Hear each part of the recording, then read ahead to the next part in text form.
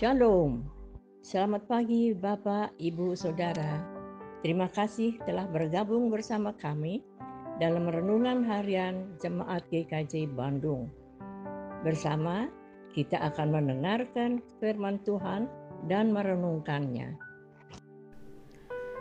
Selasa 31 Oktober tahun 2023.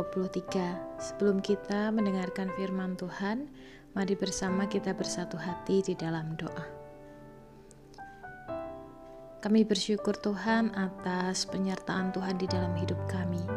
Sampai dengan detik ini Tuhan begitu mengasihi dan menyertai kami. Sebentar kami akan bersama-sama mendengarkan firman-Mu.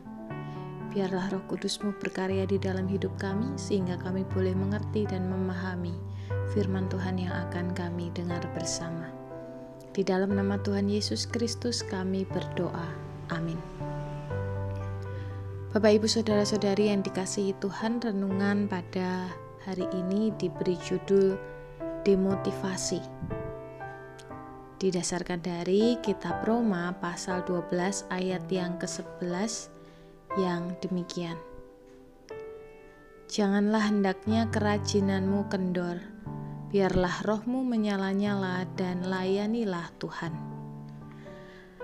Saudara-saudari yang terkasih, demotivasi atau kehilangan motivasi adalah kondisi di mana seseorang tiba-tiba merasa kegairahan hidupnya hilang, semangat hidupnya hilang. Semangat untuk melakukan sesuatu atau mencapai sesuatu itu hilang. Seseorang yang mengalami demotivasi akan merasakan pikiran dan tubuhnya terus-menerus lelah dan tidak bersemangat. Paulus dalam suratnya kepada jemaat di Roma menyebut kondisi ini sebagai kerajinan yang kendor, yaitu kerajinan hidup di dalam kasih, semangat dalam pelayanan, dan niat di dalam melayani Tuhan.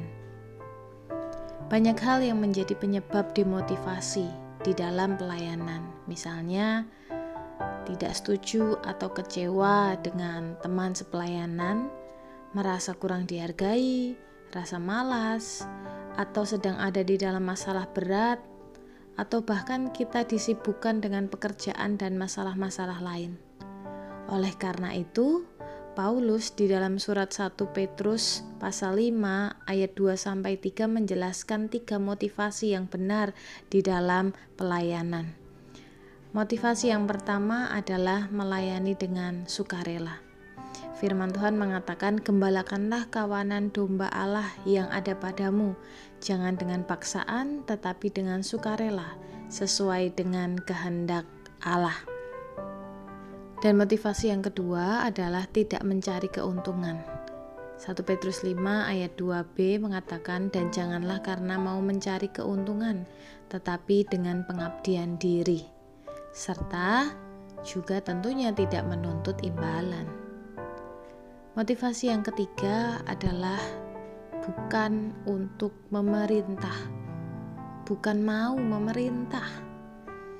Dari 1 Petrus 5 ayat 3, janganlah kamu berbuat seolah-olah kamu mau memerintah atas mereka yang dipercayakan kepadamu, tetapi hendaklah kamu menjadi teladan bagi kawanan domba itu. Bapak, Ibu, Saudara-saudari yang terkasih, Paulus adalah salah satu teladan dalam berkomitmen untuk melayani Tuhan.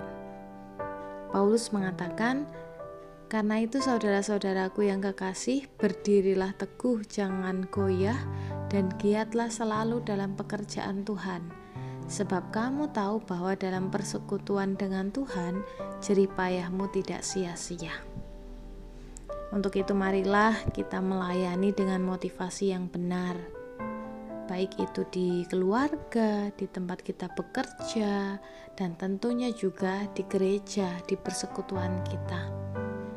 Kita melayani dengan motivasi yang benar, yaitu untuk melayani Tuhan, untuk menyenangkan Tuhan. Semakin kita setia melayani Tuhan, semakin kita dipercaya oleh Tuhan untuk melakukan perkara-perkara yang besar, walaupun kita harus mengawalinya dengan perkara-perkara yang kecil. Tuhan memberkati.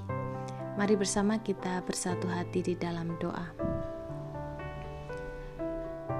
Dalam kasih-Mu Tuhan kami bersyukur, karena pada pagi hari ini Tuhan kembali mengingatkan kami untuk terus memelihara motivasi yang baik di dalam hidup kami, motivasi untuk melayani Tuhan.